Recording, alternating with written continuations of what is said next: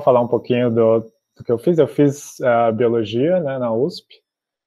Fiz meu mestrado no Submar, trabalhando com o Álvaro e com o desenvolvimento de equinodermos, das bolachas do mar. E depois disso eu fui fazer o meu doutorado na Noruega, e lá eu trabalhei com diferentes animais marinhos, briozoa, Brachiopoda nemertinius.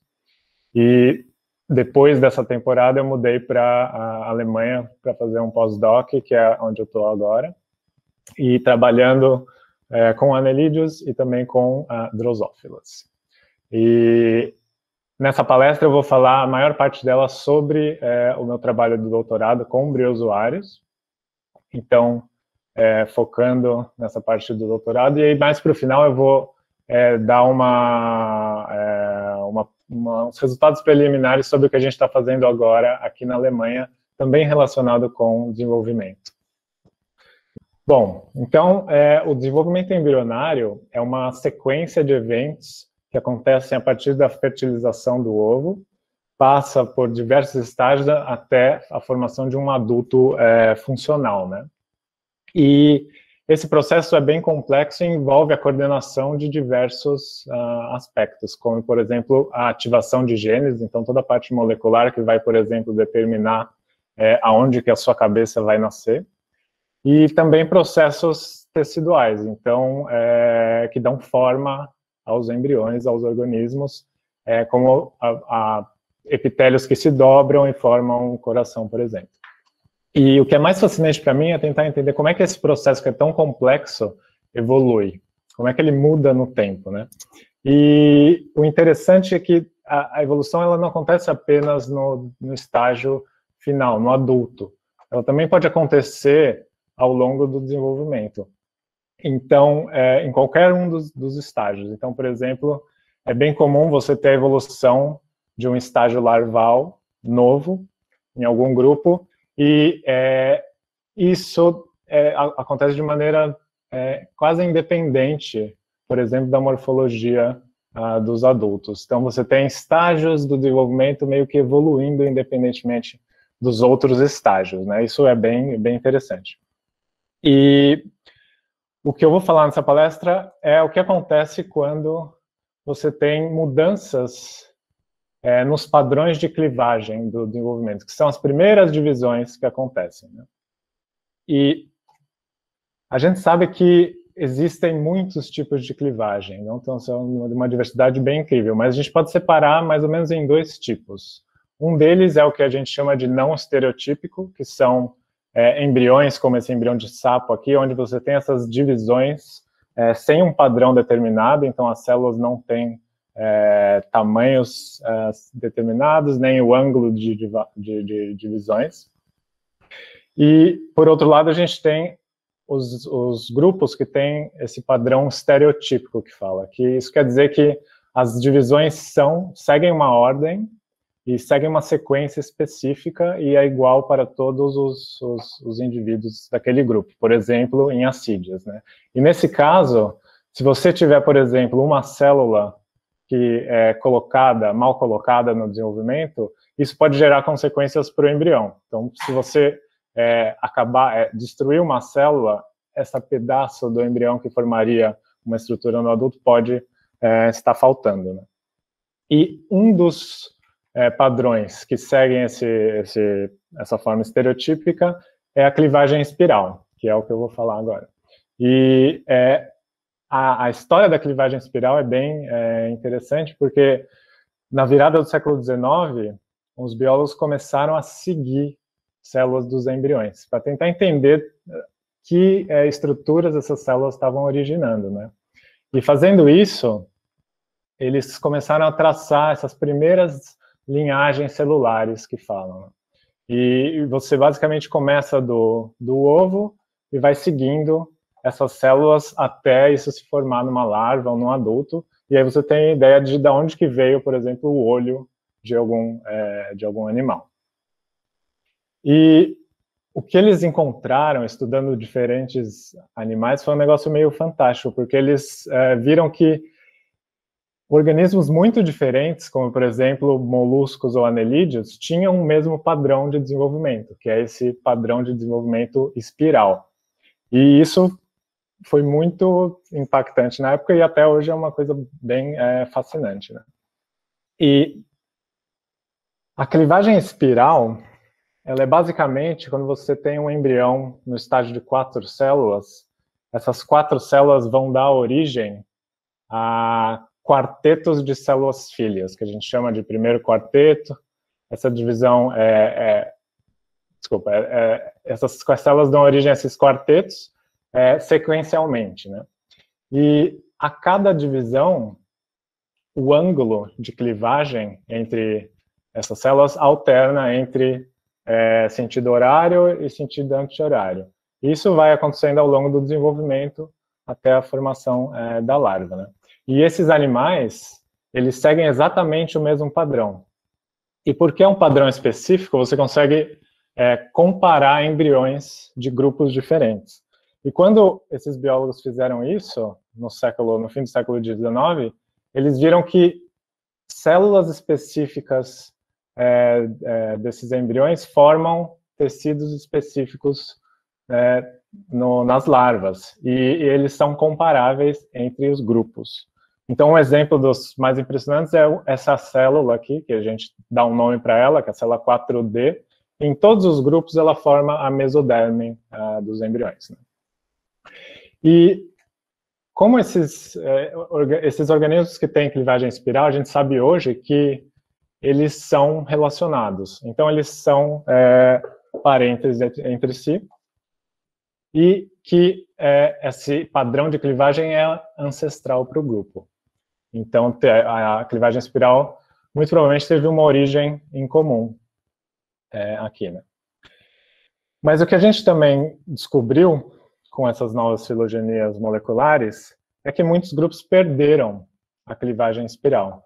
Então, aqui em vermelho são os grupos que não têm clivagem espiral, e a gente pode ver como gastrotricos, braquiópodas e briozoários, eles tiveram clivagem espiral e, em algum ponto da evolução, provavelmente perderam essa clivagem, né?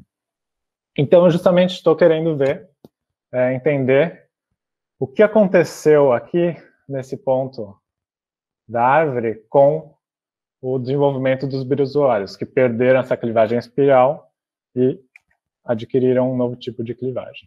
Então, os briozoários são invertebrados coloniais. Eles são cosmopolitas, mas são bem discretos, então muita gente não conhece. Mas eles têm uma biologia bem fascinante, especialmente a reprodutiva, né?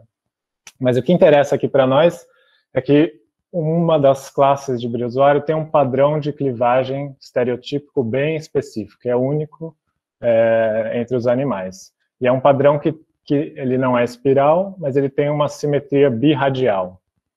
Quer dizer que você pode dividir esse embrião em, basicamente, 2 planos.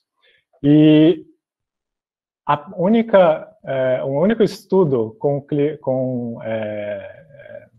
fazendo linhagens celulares dos briozoários é da Diva Correia, que na tese de doutorado dela estudou a búgula, o briozoário búgula, e fez o primeiro mapa do destino desses embriões, até o estágio de 64 células. E, além de muitas outras coisas, foi diretora da zoologia da USP e trabalhou com muitos outros grupos.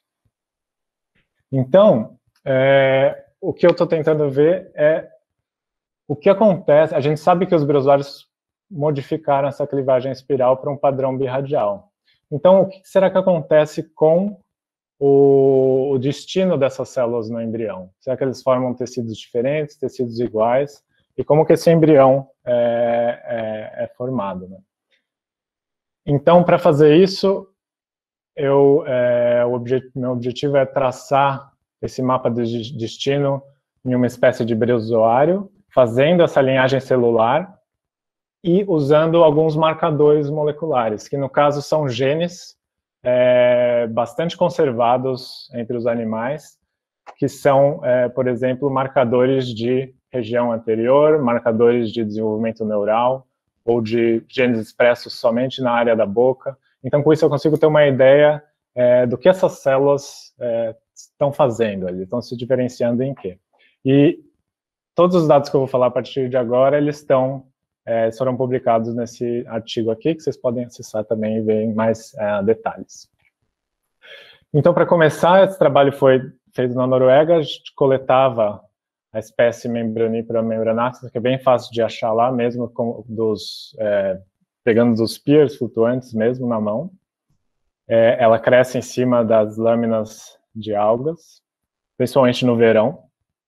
E a gente leva esses pedaços de água com as colônias em cima para o laboratório, mantém eles lá por um tempo, e quando vai preparar os experimentos, a gente faz essas colônias liberarem os embriões. Então, isso é basicamente colocando luz e esquentando um pouco a temperatura da água. E aí, com isso, as colônias liberam os embriões, e aí você tem uma tigelinha lá cheia de embrião para fazer os experimentos. E esses embriões já são fecundados, então eles só precisam ser ativados para eles começarem o desenvolvimento. Então, para traçar as linhagens celulares, eu filmei esses embriões para poder acompanhar a história de cada célula durante o desenvolvimento. E para isso a gente usa um microscópio, que é um microscópio normal, mas automatizado, onde você pode fazer time-lapses e o embrião se mantém vivo ali embaixo da lâmina. E com isso a gente fez filmes tirando a cada 40 segundos várias sessões ópticas desse embrião para a gente saber conseguir fazer o tracking de todas as células, né? Com essas filmagens, a gente coloca esses dados no computador, num programa para fazer o tracking dessas células. É um programa que eu, inclusive, não recomendo, porque ele é bem antigo, mas já tem alternativas mais novas, e quem se interessar eu posso mandar. E aqui você tem a visão do embrião e o tracking das células é feito manualmente. Então, cada pontinha desses é um clique, e você no começo é fácil, porque são poucas células, mas elas se multiplicam, e aí começa a ficar um pouco mais trabalhoso. E para você ter uma comparação, você tem que fazer, logicamente, mais do que um embrião, e com isso, acumulando essas informações sobre onde estão as células no embrião ao longo do tempo, a gente começa a ter uma ideia de como é que esse embrião vai do ovo, né, fertilizado, até o estágio de larva, que é esse estágio final aqui. Então, a filmagem que eu fiz, aqui é uma visão lateral desses embriões, ele vai do comecinho, de 2 células, até 24 horas, que é quando esse embrião desenvolve os cílios. E a partir do momento que ele desenvolve os cílios, ele começa a se mexer e sai nadando. Então, não dá para fazer o tracking nele. Então, eu vou passar aqui o desenvolvimento de 2 embriões que são independentes, né? São 2 filmagens independentes. Uma vista pela parte de cima do embrião, que a gente chama de polo animal, que é o lado esquerdo, e o lado direito é o polo vegetativo, que é a parte de baixo, né? E ao longo do vídeo eu vou mostrando algumas características. Espero que dê para ver. Então, aqui são as primeiras clivagens. Ele forma esse estágio que a gente chama de tijolo, porque ele é retangular assim. Aqui nesse lado, você vê essas células grandes, elas são as células que vão formar o aparelho digestivo, e logo aqui vai se formar o blastóporo, que é uma abertura que depois vai dar origem à boca. Se a gente olhar o outro lado, você tem essas células pequenas, e elas vão dar origem a uma banda ciliada, que é o que a larva usa depois para a locomoção. E aqui, na parte de cima, é o... Ups. Ai. Vamos ter que ver de novo. Desculpa. Bom, a parte do tijolo. Aqui as células grandes que dão origem ao aparelho digestivo.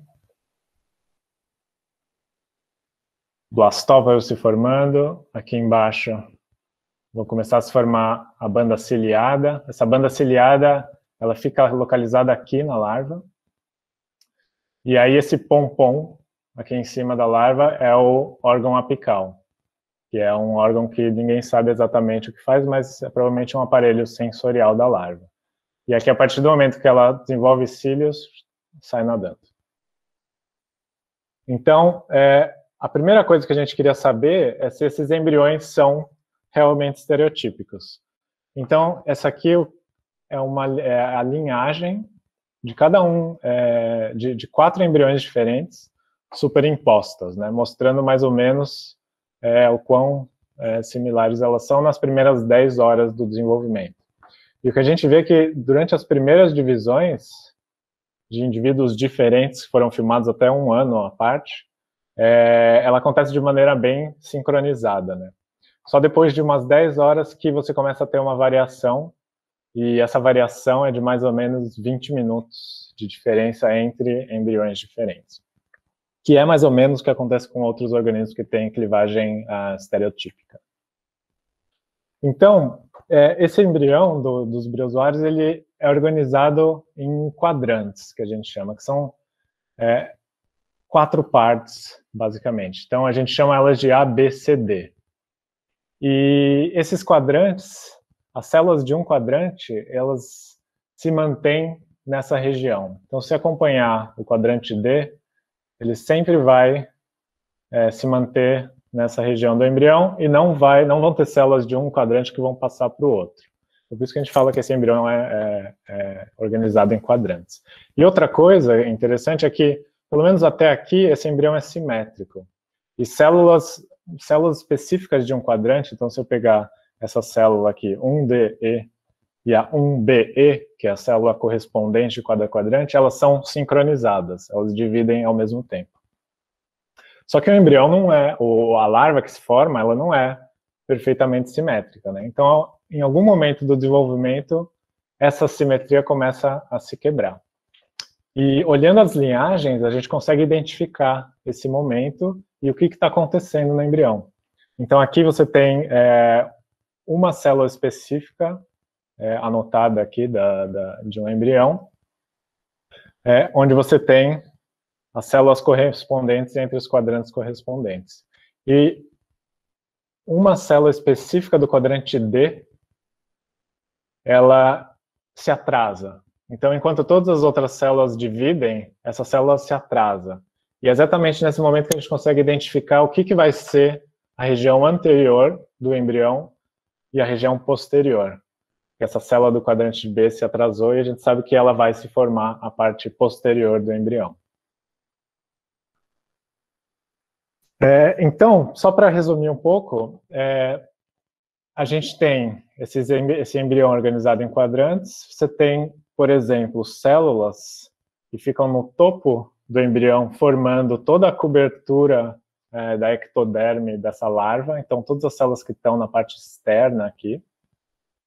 Enquanto você tem células, essas células maiores da parte vegetativa, elas formam meio que as estruturas internas da larva, né? Então, o aparelho digestivo, a boca, etc.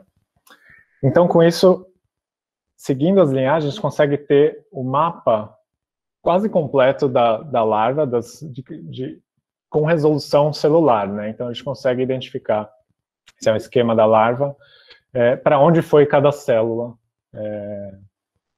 dos estágios iniciais do embrião. Então, com essa informação, o que a gente quer agora é comparar com os embriões que têm clivagem espiral, para tentar entender se esses, que a gente chama de destino das células, é o mesmo, né? Então, a primeira coisa que eu quero comparar é o padrão em si, né? Então, enquanto na clivagem espiral você tem essa alternância de ângulos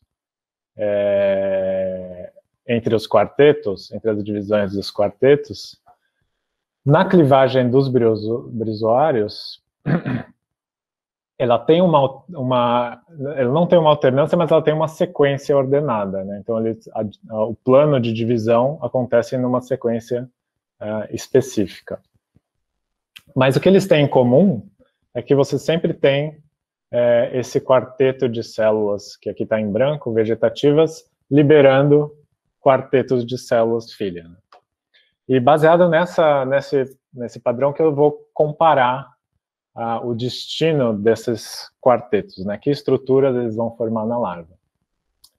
Então, aqui, começando pelo órgão apical, eu tenho à esquerda os meus dados dos briozoários, mostrando a estrutura que eu estou me referindo, e esse aqui é um esquema da linhagem celular. E aqui, anotado, você vê as linhagens no briozoa que vão formar o órgão apical.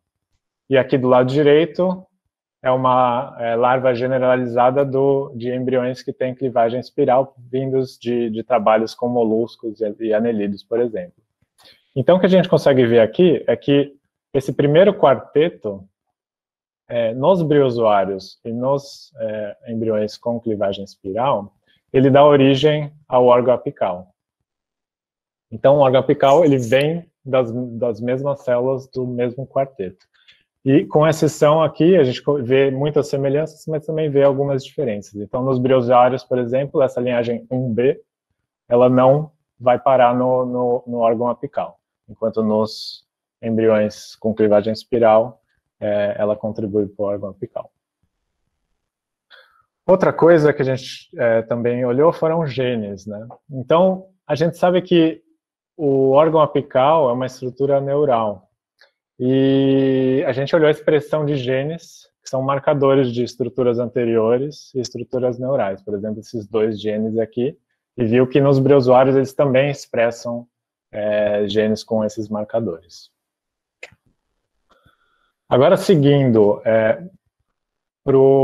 para a banda ciliada, então, muitas larvas de organismos com clivagem espiral, eles têm uma banda ciliada que eles usam para locomoção.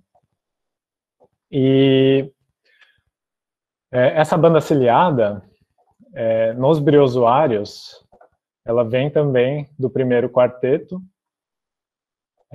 de todos os quadrantes, enquanto nas clivagens, nos embriões com clivagem espiral, ela vem de duas linhagens diferentes. Então, eles vêm do primeiro quarteto e de algumas células do segundo quarteto do embrião.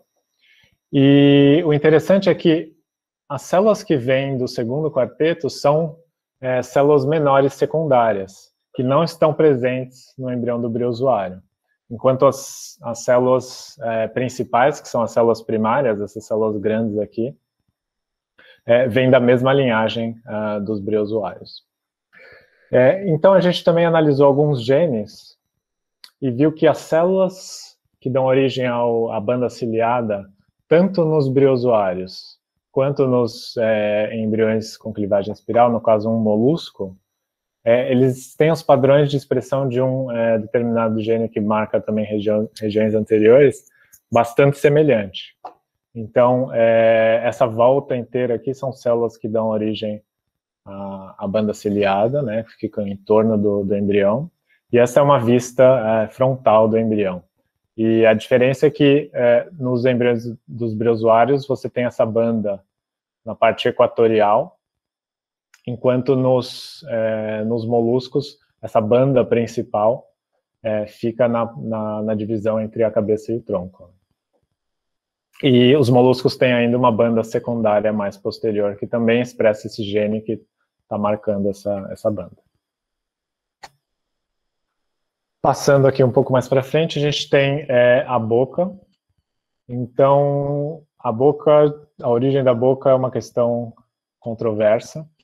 E o que a gente vê aqui é que, comparando a origem da boca dos briozoários e de moluscos e anelídeos, eles vêm exatamente da mesma linhagem de célula. Então, ela é formada por células do segundo e do terceiro quarteto. E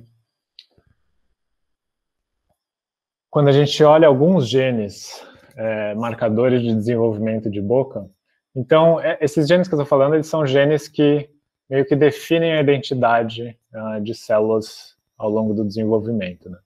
Então, muitos animais expressam esse gene, chamado FOXA, por exemplo, durante o desenvolvimento da boca.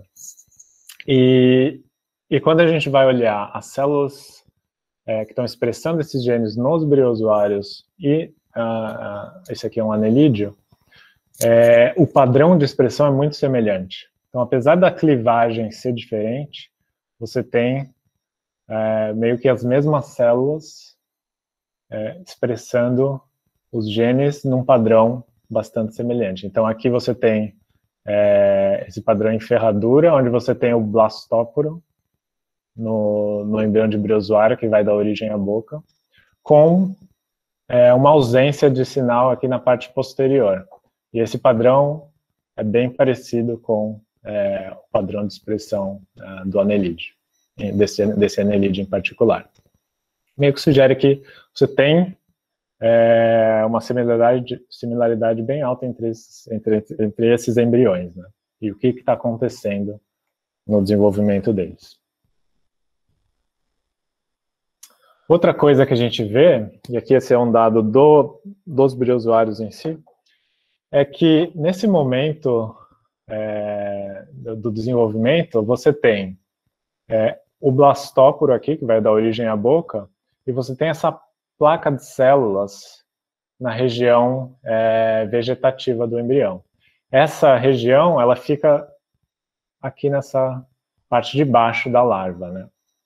E quando a gente analisou genes que são marcadores para região anterior e marcadores de região posterior, a gente viu que nesse estágio já existe uma padronização do epitélio do embrião de briozoário.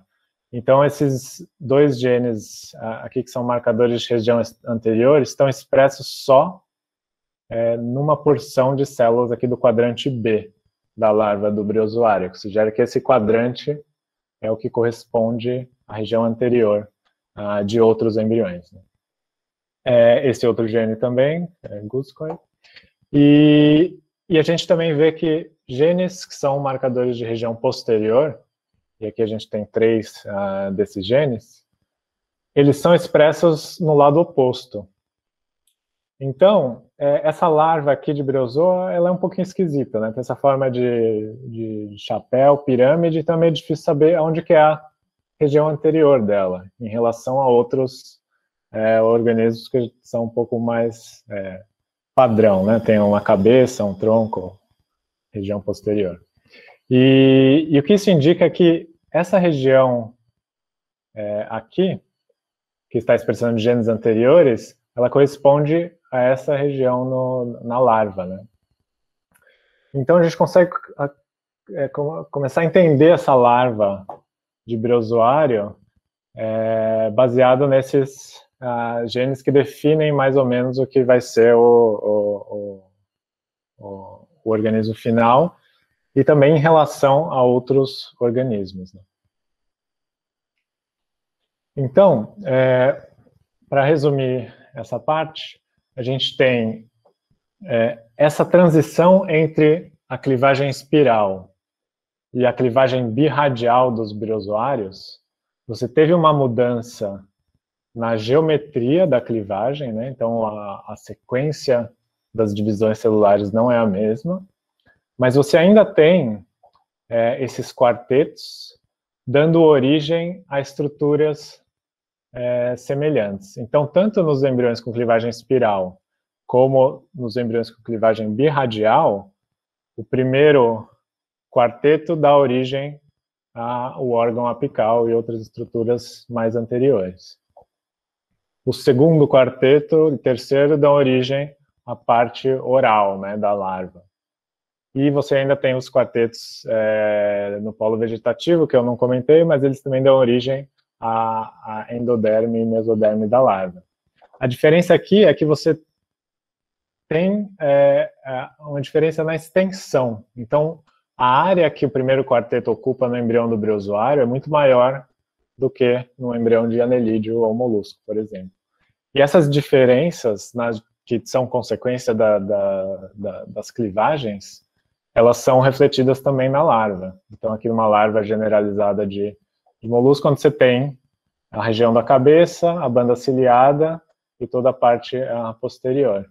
Enquanto que na larva de briozoa, toda essa região do primeiro quarteto, ela meio que recobre a parte oral, né? Essa parte do cinza mais escuro que está internalizada na larva.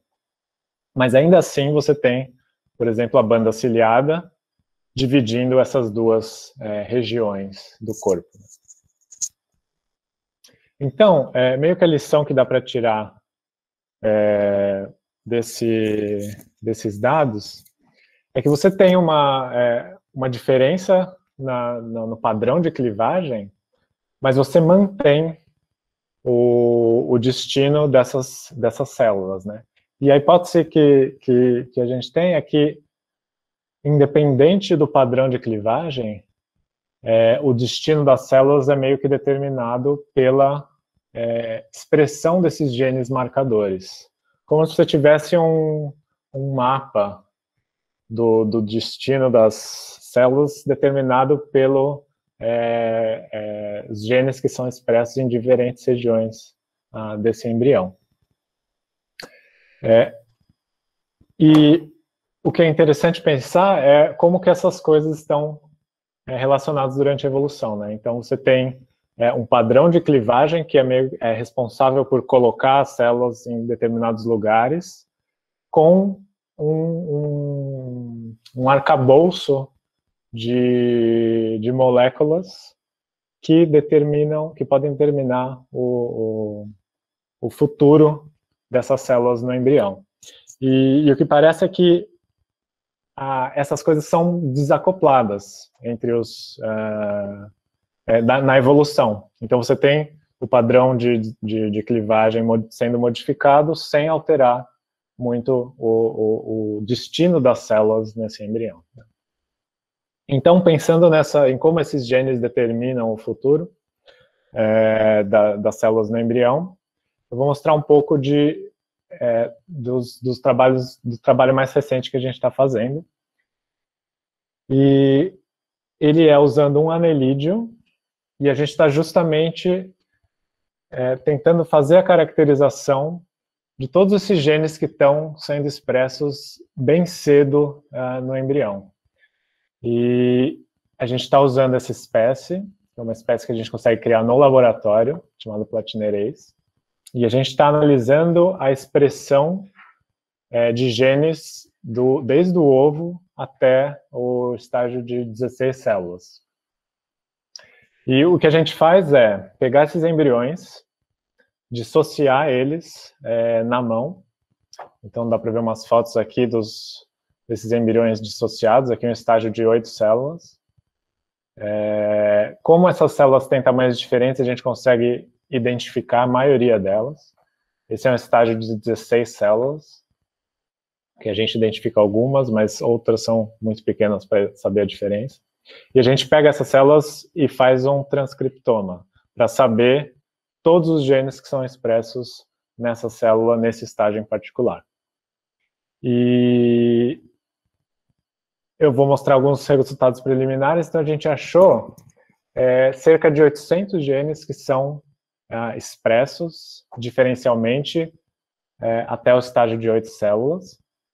E basicamente aqui você tem uma série de genes que é ativado na fecundação, e depois disso até o estágio de 4 células não acontece muita coisa. Mas é no estágio de 8 células que a gente já começa a ver sinais de que esse embrião está diferenciando, né? Então, aqui você tem a vista de um embrião de cima. Essas células menores são as células apicais, polo animal. E a gente vê que a partir do estágio de 8 células, que para a gente foi uma surpresa, a gente já vê marcadores de desenvolvimento neural sendo expressos somente nessa linhagem. E, ao mesmo tempo, a gente começa a ver células do polo vegetativo, que são as células maiores aqui, expressando outros genes, que são estão marcando, estão expressos somente nessa linhagem. Né? Então, nesse estágio já começa a ter uma diferenciação, e o que também foi uma surpresa é que você consegue já identificar alguns genes sendo expressos especificamente em determinados quadrantes, o que já revela qual vai ser a futura parte anterior, posterior, dorso e ventral do embrião.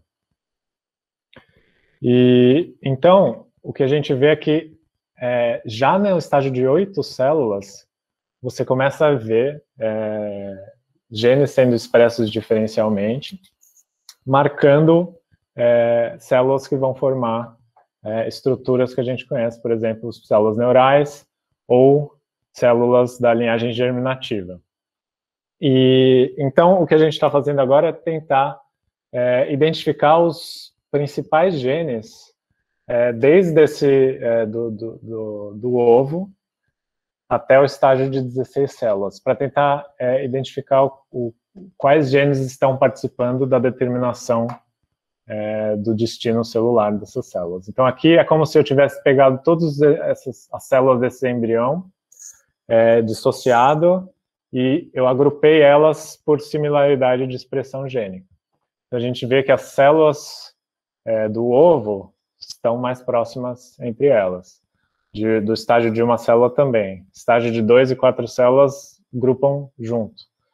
Mas no estágio de 8 células, você começa a ter essa diferenciação de 2 grupos de célula, baseado nos genes que elas são expressas, como a gente viu no slide anterior.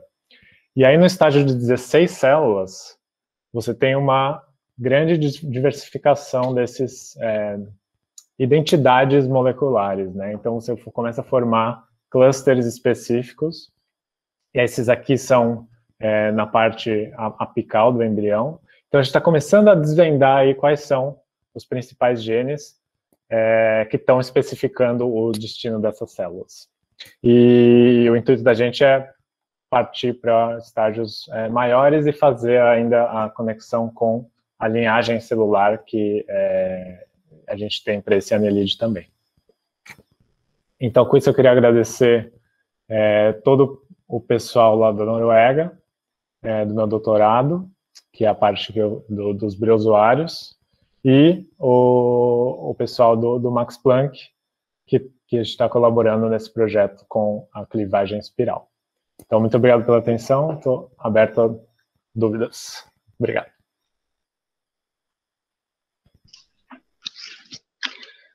Bruno, muito obrigado aí por sua palestra, bem interessante, bem diferente do que a gente faz na ecologia de forma geral. Pessoal, eu vou então abrir o espaço para fazer as perguntas, vocês podem abrir seus microfones e fazer a pergunta direto para o Bruno, ou escrever as perguntas para ele no chat mesmo, e eu posso ler sobre as suas perguntas. Oi, eu tenho uma pergunta. Bruno, você comentou em relação à posição da larva, né, a região anterior, certo? Que fica na região onde fica o cílio, né, a parte basal. Tem alguns trabalhos que mencionam que após a metamorfose, existe uma inversão. Vocês chegaram a ver se ocorre essa inversão da posição da boca em relação à posição da boca larval após a metamorfose, ou você não chegou a ver nada? Não, a gente não conseguiu acompanhar a metamorfose dele. Mas vocês tentaram fazer, não? Então, a gente criou as larvas, mas depois de vários meses, elas não estavam maduras ainda para fazer a metamorfose. Então, a gente não fez a metamorfose e também não viu qual é a relação, né, entre a boca larval e a boca dos zooides. Tá, mas vocês pretendem fazer isso no futuro? Já pensaram? Porque é uma coisa bem, assim, bem estranha, né? Se a gente for comparar com qualquer outro grupo, né? A larva já é uma larva bem estranha, né? Falando em relação ao desenvolvimento. Mas pensando pós-desenvolvimento larval, né? Pós-metamorfose, acho que são 3 trabalhos apenas que relatam algo, E é uma mudança totalmente radical que não acontece em nenhum outro grupo, né? Então, você chegou já a ver algo em relação a, nos seus outros grupos que você está vendo algo parecido nessa mudança radical, como acontece em Briozoa, ou não? O que foi relatado, né? Porque, na realidade, não tem estudo de genômica, né? De genes, né? Para traçar as células. O que eu sei é que você tem uma remodelação bem grande dos tecidos da larva, e o que daria para fazer é marcar tecidos da larva e depois ver onde esses tecidos da larva foram parar no zooide, né, no ancestral. Isso era como a gente estava pensando em fazer, mas como a gente não conseguiu fazer a metamorfose dessa espécie, então fica para a próxima espécie. Mas é uma coisa que realmente ninguém fez, assim. Assim, aí só o título de sugestão, né? Em vez de você pensar em um grupo, talvez um grupo interessante para você tentar ver isso é o Atercípora, né? Que é que assim, é bem simples, né? De fazer o assentamento larval, assim, acho que quase todo mundo consegue fazer bem simples em laboratório. Talvez seja um grupo que você possa aí no futuro, né? Que vai realmente trazer uma contribuição bem importante, porque realmente é uma questão que a gente nunca conseguiu saber o que acontece, por que acontece, né? Legal, vou ver se consigo arranjar um.